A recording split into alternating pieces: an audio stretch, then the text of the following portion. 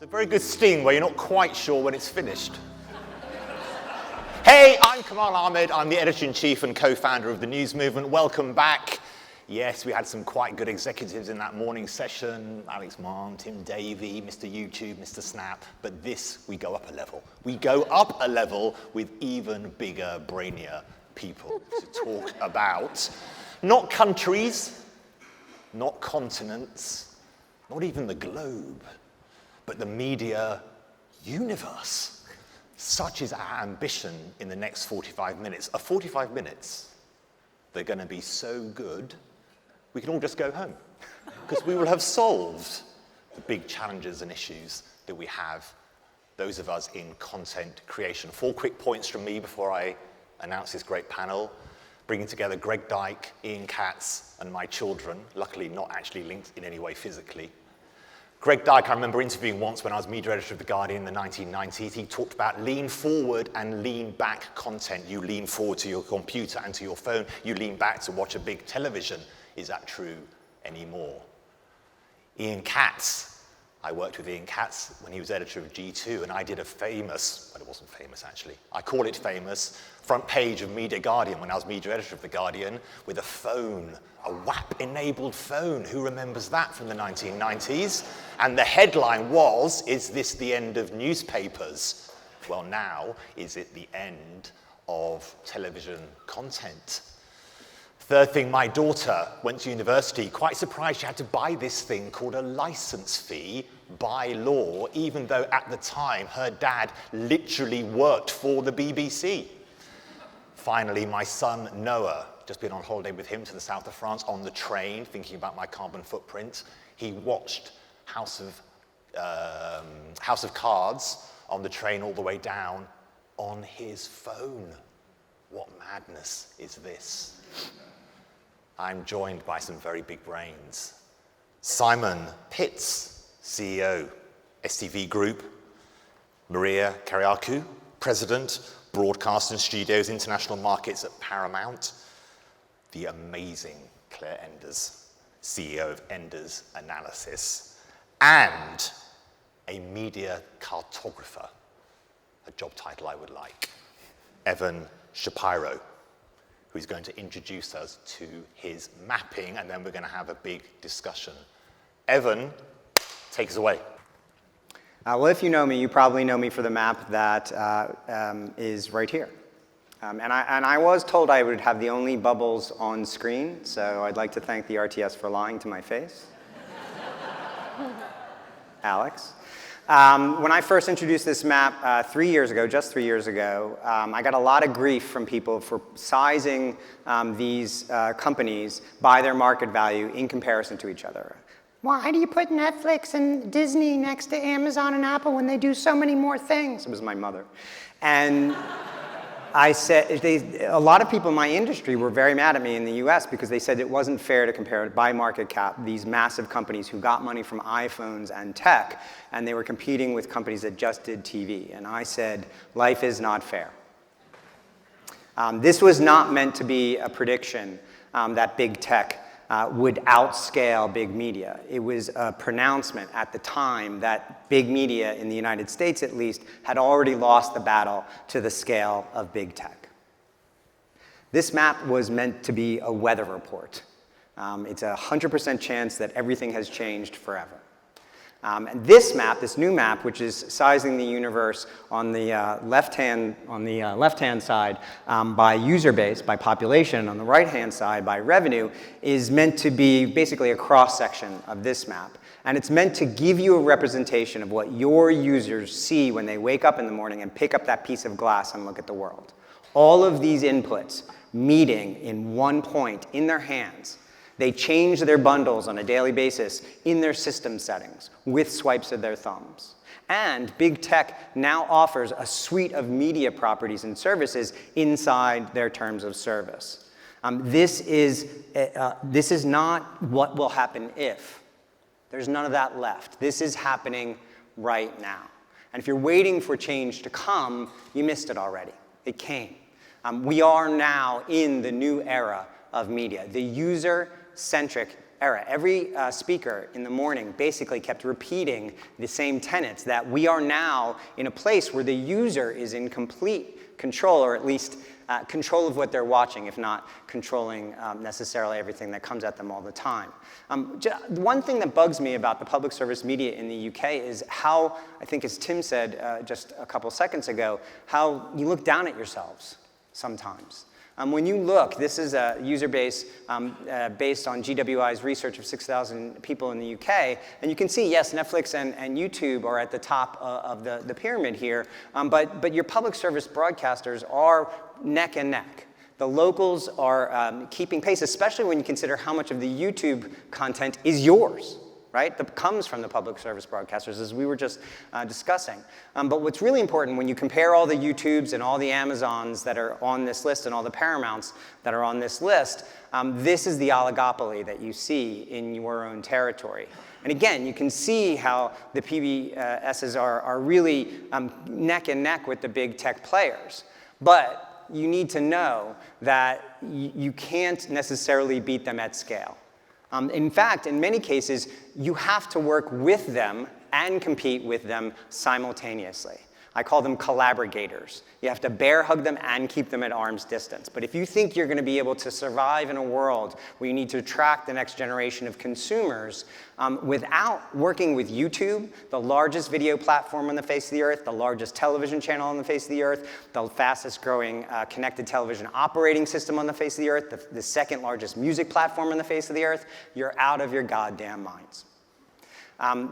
By the way, when you talk about the younger consumers, which Alex talked about a great deal, the economic model behind the publishers that they deal with has nothing to do with whether or not they watch it. Relevance of content. This is 500,000 people surveyed by GWI worldwide, including the UK and the US, people between the ages of 17 and 26. Relevance of content, exclusive originals, the refresh rate, and the library size all come before cost or whether or not there's ads. Ease of use is just as important as whether or not there's ads in it or not. The content is still king. Yes, big tech will be involved in probably all of our content on a forever moving forward basis, but they need you just as much as you need them. They cannot survive by just being pipes. Your intellectual property is the blood in their veins. You need to swagger when you walk in the room. They need you. And if you need a model for transformation, I know this is not necessarily a broadcaster per se, but what does that word even mean, broadcaster, anymore? This is the New York Times, the old gray lady, a transformation revelation, actually. Mark Thompson from the BBC went there in 2012 and basically upended everything by changing the culture. He started by changing the culture, by taking the newsroom and turning it upside down, by empowering 20 and 30-year-olds to make decisions without having to run it up all the way up the food chain to get green lights for changes that they made. They removed the fear of failure from the operation as well. And all they did was turn this company around and become one of the top podcasters in the world, one of the top game platforms, a great producer of video content, and a really good sports section, which they went out and bought. If you can transform the old gray lady, you can transform any company, but you have to change the culture from within first. Amazon predicted this kind of full circle model, the surrounding your consumer through their hierarchy of feeds by putting the user at the center. Jeff Bezos wrote this over 20 years ago. I don't love everything Jeff does, but he did understand that the new media era is going to be user-centric, and those companies that build their properties around their users will survive. Those who do not will not. This is the hierarchy of feeds. You don't have to win in every area, but you have to understand this is how the consumer wakes up and is thirsty for content on a regular basis. So you have to be somewhere in their lives through this hierarchy as you go along. I'm actually going to go back one slide, do a quick story about myself before we move on. This year, I've had a terrific year. I've been invited all over the world, including to the Royal Television Society, made my mother very happy, to speak about the media. My business is doing quite well. I'm actually at probably the peak of my game. And then about 2 months ago, I was diagnosed with cancer. In 2020, and not 2019 and 2021, the media industry thought that they were at the peak of their game. Lockdown created this false sense of security. It created this opportunity to get these streaming services that they were all launching into success very, very quickly. But at the heart of their models, back then, when you were at your last RTS, there was cancer in the system. Now, my cancer is follicular lymphoma. It's incredibly manageable. I will live my full lifespan, as will anger some people. And it is something I can deal with. Everything that ails traditional media, everything that ails our media ecosystem is manageable. But you have to understand that the world changed 4 years ago, and now we need to catch up to it. We cannot let the Jurassic Age dictate some of the decisions we're making on an ongoing basis. We have to understand that we need treatment now, not later. We're not coming to a new era. We are there already. And the new users between the ages of 5 and 25 are dictating the rate of change, which is now constant. These are the rules that I see out there in the new user-centric media era. That video, social, audio, and gaming are not silos. The consumer sees them all coming through the same screen. Subscription and advertising are not oppositional, nor are they the end of the IP revenue stream. The Euro-American point of view is not the dominant one on the face of the earth anymore. Publishers must work with big tech, and they must compete directly with them. The fastest way to lose control of your media ecosystem is to cede control of your consumers, to cede control of your community to big tech. You need to surround your community with your content on a regular basis. Commerce is at the heart of mainstream media. If you think you're above the bottom of the funnel, you will lose. We all need to understand that commerce and media are intertwined. And lastly, we have too few people at the top of our media companies and our media organizations who look and act and know what it's like to be the users who use our content. You don't need to be 50 in order to have a good idea. We need to have the younger generations in the room while we're making decisions. We need to empower people downstream from us to make decisions without fear of failure. We need to include the voices, the mindsets, and the points of view we want to attract both as employees and consumers if we want to survive this new media era. So next is not coming. It's not arriving. It's not on the horizon. It's here. And the sooner we realize that, the better off we'll all be. Thank you, Evan. Evan, what should Mark Thompson do at CNN? I like to take credit for him getting that job, by the way. So I wrote 2 articles on the New York Times this summer about the transformation at the New York Times, and he has this great exit interview that he did, and then he got the job. So I think that the cultural transformation is really chief, and I think we talk so much about tech as the agent of change, and Tim and Kate, I think, discussed this beautifully. It is about changing the culture there. It is such a culture of fear, and that Atlantic article on Chris Licht was a case study on how not to run an organization.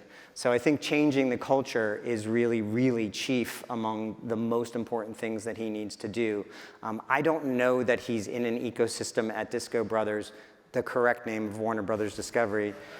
I don't know that changing the culture inside David Zaslav's world is even possible, but if there is someone who can do it, I do think it's Mark. Thank you, Evan. Claire, how do you respond to the argument that too much of the media world is still led? If you read Evan's brilliant Substacks, I am a subscriber, please do all subscribe. Right now. That too many media companies are still led by dinosaurs who are trying to sweat an old model. That's true of the US. There are an awful lot of really old people, and then there's also Trump and Biden who are really old.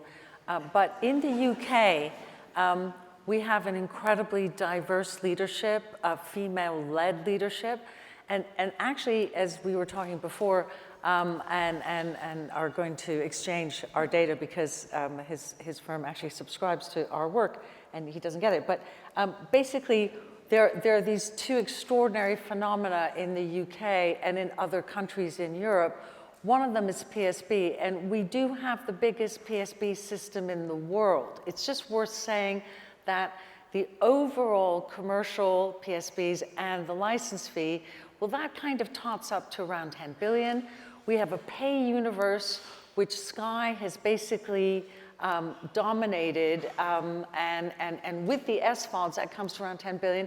Then we've got Google, which is at about 11 billion of search and around maybe 2.5 billion of YouTube. So we have major tentpoles, PSB, Sky and Virgin Media as aggregators. And so we have an incredibly symbiotic system. We have always embraced change. I think we have the biggest relative e-commerce marketplace compared to the US, certainly in Europe. We have the biggest YouTube in Europe. We have the biggest Snap in Europe. But above all, you have to understand there's these two great buffer zones. First of all, the license fee and public service broadcasting and its extraordinary levels of differentiation with SVODs. So it's not all about drama. It's about a huge mix. It's about a huge number of voices. That makes for a large number of sustainable businesses, STV in Scotland. I'm a Scottish resident. But I just wanted to clarify, the US has no business like Sky that emerged as the technological umbrella. So companies like Netflix owe, for instance, 30%, 35% of their subscribers to Sky because the distribution model works so well. BT Sport ended up being de-risked. It's going to belong to Disco. Being de-risked because Sky could produce around 22% of its subscribers. So we have a great longevity in our system precisely because of its flexibility and probably because of its leadership by very powerful women. And I think that young women, I think that's very different from the US. And we've had also a very long string of very powerful regulators who have been wedded to the very specific nature of the UK, which is a plurality provision. So for instance, Sky, you know, those of you from Google here, Sky agreed to $1 billion a remedy that protects Sky News and protects plurality over a period of a decade.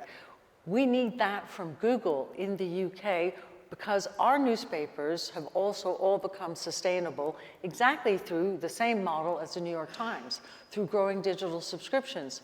So I'd say that we figured out in the UK how to make small businesses that could be non-scale simply because of tech actually shelter. For instance, half the broadcasters have adopted Sky's technology for serving ads. We have a very complex environment between not just social media, but also the Daily Mail. I mean, you know, we have a very, very complex environment of information and so on. So all I would say is that I don't think any business that we deal with in the UK is not in a complex symbiotic relationship or is seeking that. And, you know, Channel 4 was the biggest news broadcaster on Channel 4, on Facebook. And we see, you know, I think BBC's up to 5 million subs on I have to jump in. Two things really quickly. Sky is owned by Comcast, so we do have a kind of relationship there. And two, I think that there's this, you have to understand the maths, as you would say, of your population. The world is 63% under the age of 40. Europe is on the upside down of that. So a lot of the change from a consumer standpoint with younger generations is on its way here. It hasn't caught up here yet because y'all are old. But we are going to... As a percentage, as a percentage of the population. Yep. Okay, so there's a generational well, it's all challenge. over Europe. It's generational challenge. Claire, you're saying there is something unique about the UK model, which has been world leading. I agree with that. Simon.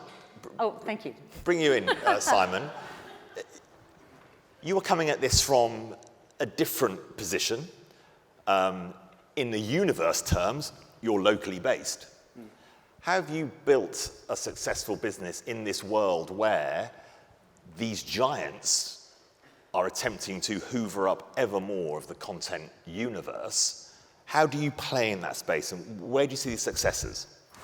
Well, first of all, I mean, I agree with a lot of the rallying cry from Evan. The only beef I have with Evan's charts is that on the media universe chart, which he updates, I think, very regularly. Every couple of weeks, yeah. You insist each time on putting STV behind Apple.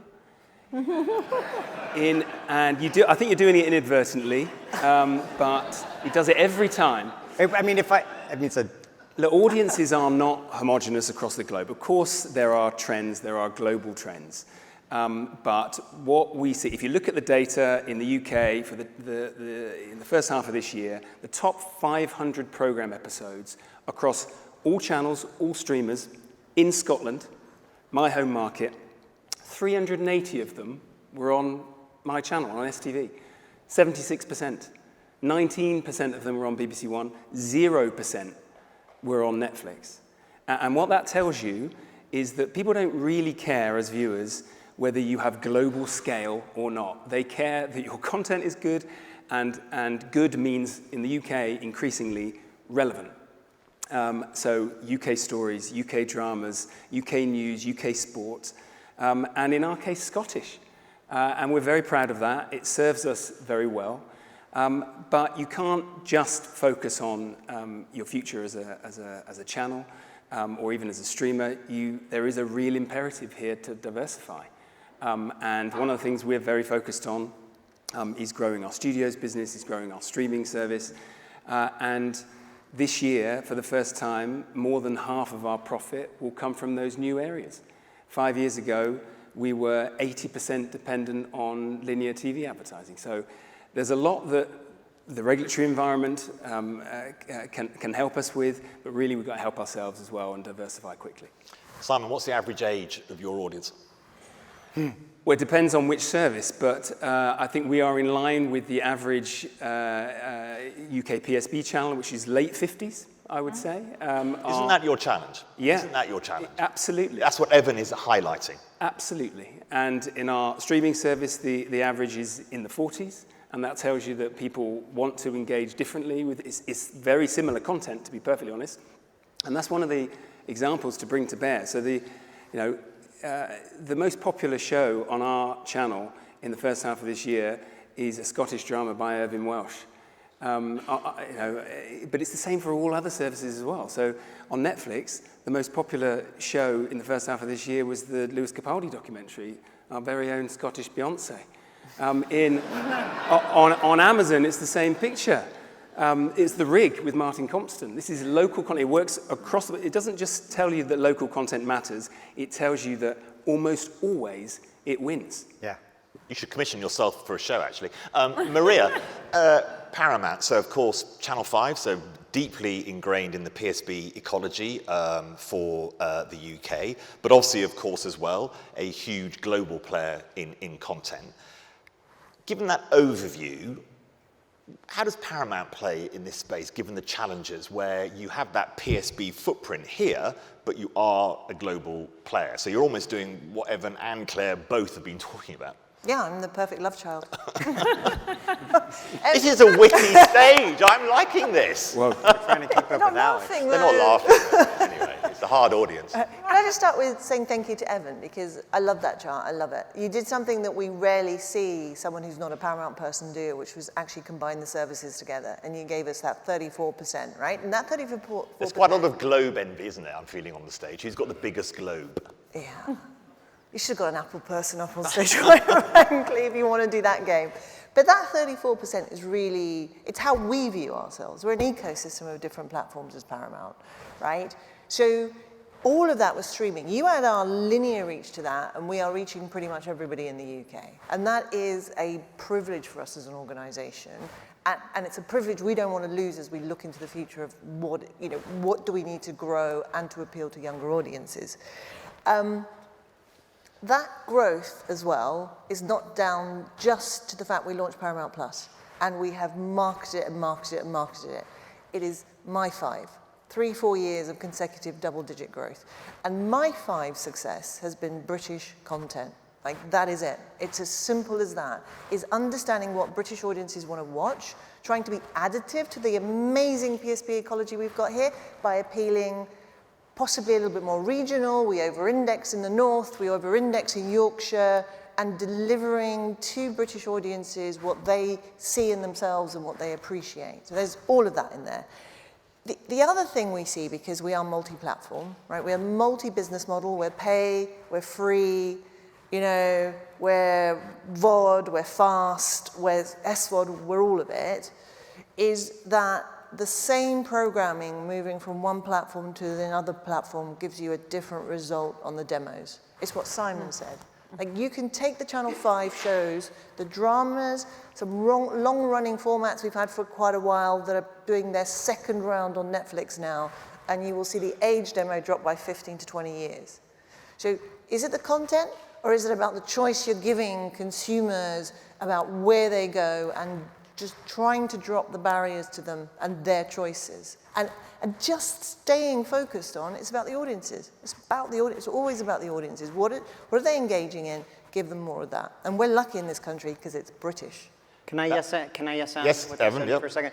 I think that's really important, that the local content is going to be king. The thing, first of all, the big tech Death Stars, they're coming in, but they're not here to put you out of business. I know that seems like that's the case, but they know that they can't afford to spend the same amount of money per consumer on local content that you can. Local content is going to become more important over the next 25 years, not less important.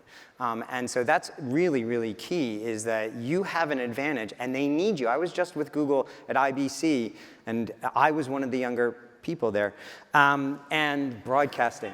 But they need you. They desperately need you. And so I think it's really important that you bring a bit of swagger into the room when you talk to these folks, because they cannot survive without you. And then secondarily, really quickly, I agree with you. The content is king, but where you put it absolutely dictates who's going to find it. Right. Marsh McLuhan, the media. One second, I just want to bring Maria back. Sorry, Maria. The challenge that Alex threw out this morning around social media, I think the challenge for the industry is that you can work out how you get from 50 to 40. How you get from 40 to 20, I think, is a real challenge. And if you look at the hierarchy of needs that Evan outlines. So at the News Movement, we did a piece of deep research with younger audiences across the US and the UK. 75% of any new information that young people get, they first experience in social media spaces. That is their first touch point for anything new, from their mates on holiday in Ayia Napa to the new Paramount content that's coming at them. Is this notion of we can do this great content, but as long as we distribute it in the right spaces, young people will come to it, is that enough? Or do you need to do, as Alex is suggesting, much more of a collaboration with what social media storytelling needs? Yeah, it's essential. It's essential. I mean, whether you call it part of your marketing campaign or whether you call it content, it's absolutely critical. And there's nobody in this room who doesn't know that the younger demo are mostly on YouTube and consuming and investigating via social media. So, I mean, one of the many different brands in the portfolio is our reality strands around MTV, right? That is mostly young people watching them. We have numerous social media outlets for that kind of content. We have less for Channel 5, right? But this is a portfolio business. This is a business that has content all the way from Milkshake at the preschool level, all the way through to teens, young adults, 40-somethings, all the way up to 50-somethings. And I think the more we sort of see ourselves as one complete organization with one complete voice speaking to an audience, the better it is for us. Yeah. Claire, can I bring you on? Yes, Claire, yes, I carry wanted on. to make a really important point, because we were discussing it right before, and that is that 135 trillion of new debt has been created in the world since the dot-com bust in 2001. And in the last 5 years, 200 billion of US capital markets money was spent on original material. So we've seen the end of the tsunami created by the financial markets. And I think what Alex was alluding to the basically the reemergence of a licensing model, of much more complex partnerships and so on. I think that's going to greatly help the PSBs. We've seen the streamers, particularly Disney Plus, immediately try to colonize all the top PSBs in Europe with their material because they need to rebuild brands, and PSBs can do that. So I think we're going back to the old model where, exactly as Maria describes it, you find different audiences on different platforms, and miraculously, you make your money back on your program, because I'm prepared to bet that very few people do make money back. And we were just discussing, I mean, the streamers, only Netflix has been cash flow positive for a couple of years, and that's it. All of it was down the drain. It was down the drain. Hundreds of billions went down the drain, and at 6% interest rates, I doubt that's going to happen But again. now the pendulum's swinging back completely the other way, and the big not gonna media happen moguls in the United States are trying to cut their way back to 2008, and that's just that's not how media was built. And cutting back and cutting back and cutting to the bone is, I think we can be more efficient, but at the same time, Disney's selling off stuff in Bob Iger's front yard on a card table like it's a garage sale. That is probably not going to work, and it's going to result in Disney probably being sold off itself. But Evan, as well, the pricing for subscription models is going up and up and up. You've just had the CFO of Warner Bros. Discovery, Disco, saying that they're going to have to put up their prices more because they've been undervaluing the content that they've been dumping making. it. Well, They've been dumping it, okay? They've been dumping it. There's a problem here with the platforms, though, because on the one hand, of course, we want to collaborate. There's quite a lot we can do together as PSBs. You heard this morning about the new PSB service, Freely. That is actually about availability of live TV in homes that don't have an aggregator for live TV. It's a brand new audience. It's really exciting. But the global gatekeepers, the global platforms, guess what? They don't have our interests at heart when it comes to distributing TV. They have their own business interests at heart, and they are your friends until the point where they're not your friends anymore. And I'll give you an example. We were big friends with Amazon, believe it or not, Little STV and Big Amazon, with the launch of Fire Sticks. One of the first to be on the Fire Stick several years ago now. We helped build each other's businesses in a modest way in Scotland. It was meaningful. And then earlier this year, they turned around and said, change of policy at a global level. We would now like 30% of your advertising inventory to be on our platform.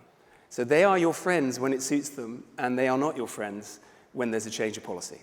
Yeah. So we have to be very careful here, and that is where, whilst there's a lot of self-help, that is also the role of regulation here, because the asymmetry of power, I may not need to tell you, between STV and Amazon is fairly pronounced. We have to remind them who we are when we go in the room, first of all. And we need that media bill. We need intervention in order for us to be at the top table when it comes to those media choices on people's phones. But I think rallying together, Freely, I think, is a good example of that, rallying together and standing up to the big tech Death Stars and pushing back hard, because they can't do without the local broadcasters in this market.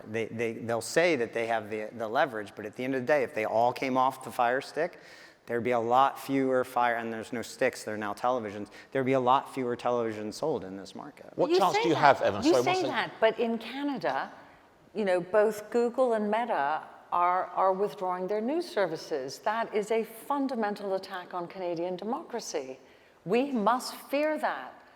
We need plurality in the world, and it's not just based on BBC and CNN and Sky and all the websites and so on, but the British voice cannot be entirely comprised of our broadcasts, also our news services, which have been supported by the Google News Initiative and Google News Showcase. But we've seen those companies just say, F off to Justin Trudeau. That scares me.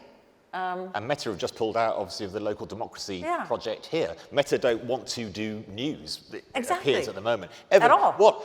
Obviously, a lot of people in the room a lot of it is about discussion about PSB in the UK, but obviously a lot of the PSBs here have huge global footprints. Yep. What hope, do you see any hope in the United States that there could be some regulatory fixes to what some people might describe as the over-mighty tech ability to turn on and off different revenue Are you asking me if the Americans are going to regulate big tech? And no. No. I mean, the average age of the senator in our Senate is Methuselah. the first spit take in Royal Television Society history. Yeah, I mean, it is. I mean, have you seen the TikTok that literally does that about funny things? There's literally a TikTok So that no, is that. they- It's so good.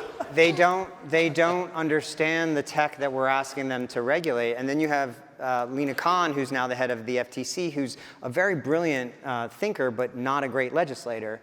So no, I don't think you're going to see it. In fact, I think for anything, we're hoping that you are going to regulate it like GDPR, and we can then adopt yours as kind of the rules of the trade. So no, don't expect the Americans to regulate big tech in any meaningful way in the near future. I want to talk about this portfolio issue. So Mark Thompson at the New York Times realized, and I listened to Richard Gingras at the World Association of News Publishers in Taiwan a couple of months ago, and this notion of portfolio, that you have a whole suite of services of which entertainment, news is only part. You also do Wirecutter for the New York Times, so their equivalent of Which. You also do, as you say, Deep Sport. Audio. Yeah, Commerce, all that kind of thing. gaming. Evan, how vital is it? But it's doing things that are beyond simply your content, your video content creation. It's doing other things that help people's lives. The notion of the portfolio helps me navigate the world. How vital is that to media companies to realize they also need to have a notion of what is happening in gaming, what is happening in helping people with their insurance? I don't know. There are all sorts of models which Mark's New York Times development has shown a much broader, almost Amazonian think about what are we giving our people. Absolutely. If you look at, I mean, it's not that I'm a big devotee of super apps, but the New York Times is a very powerful gaming company right now, worldwide. And so who here plays Wordle? Wow, right? Who here does the New York Times crossword puzzle? Not that many people. I guess you do the London Times crossword puzzle. Sorry about that. But the key is that they do surround their consumers' hierarchy of feeds on a daily basis. And I think understanding the consumer and putting them at the center. I'm not saying everybody should go into every business. I think that doing things that aren't core to your mission or core to your brand or core to your point of view, I think are wrong. But I think the New York Times approach of putting everything through the lens of their premium user, and I think this thing is about scale. This panel is supposedly about scale. They have 10 million subscribers. Not 100 million, not 200 million, not half a billion. 10 million growing to 15 million. But the ARPU and the relationship and the unbreakable nature of that. Who here has an Amazon Prime membership? Who here, look at that, that's almost 100% of the room. Who here is even considering breaking up with Prime?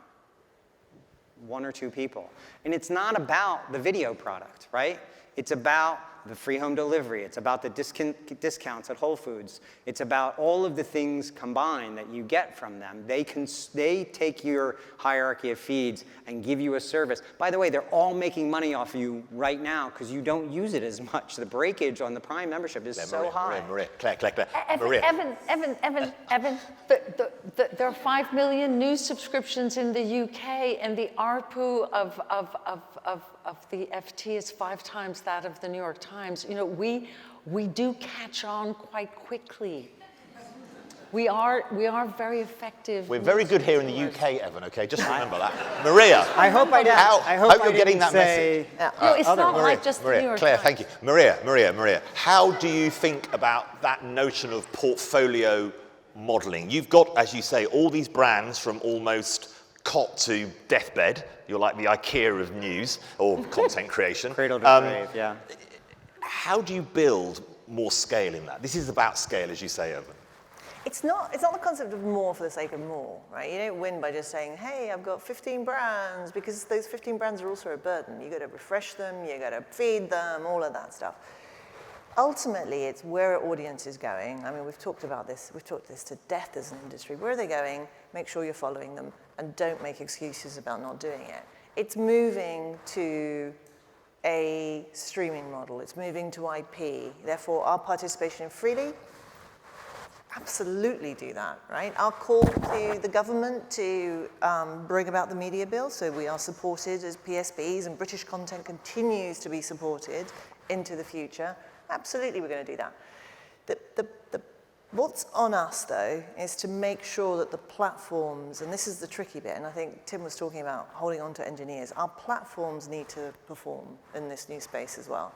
So, big part of next year for us is about updating that My5 platform, making it stronger for users, better user experience, better advertiser experience, because the one sort of big, shining, bright star for us in advertising is that AVOD's going to grow, right? And whether it's qualitative studies that media agencies go and put out with brands and say, what are you most likely to sort of increase your spend in, or whether it's quantitative studies, that's going up. So you've got to prepare for that. So you've got to have more data enabled, more targeted advertising, and the IP world, tech enables that. That's where, we talk about tech versus us.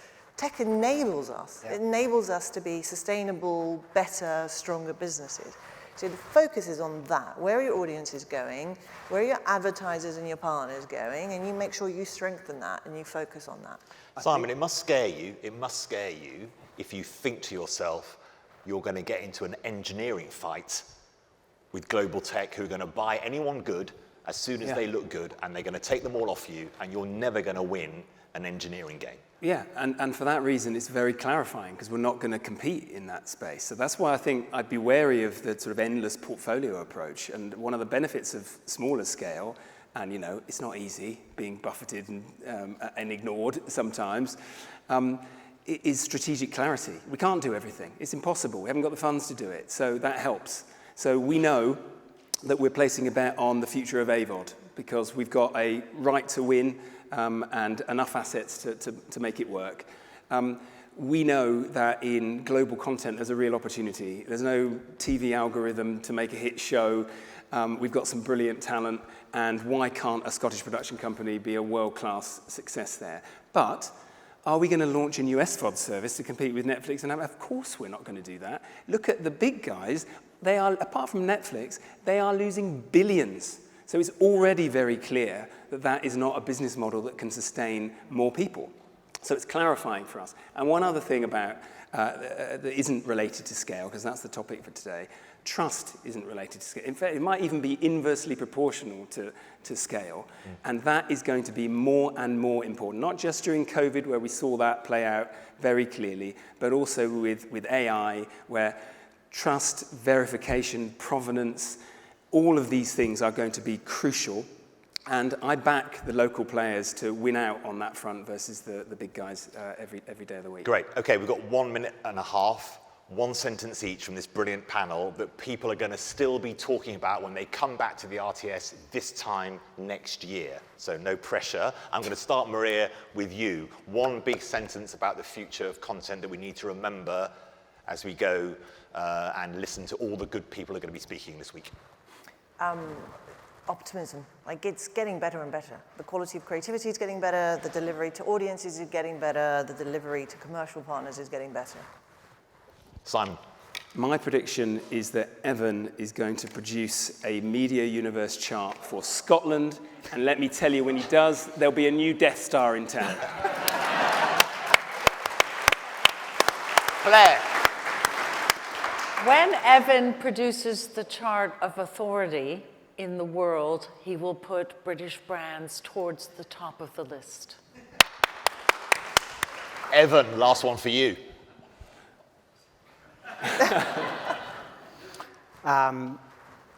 Local, live, urgent utility programming is going to be the most prominent kind of programming around the world.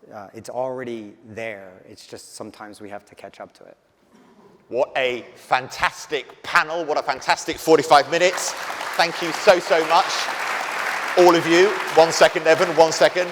We're just going to have to reset the stage briefly, so bear with us. Next, Dana Strong from Sky, Matt Garahan, the FT. What a session it's going to be. Thank you to my brilliant panel.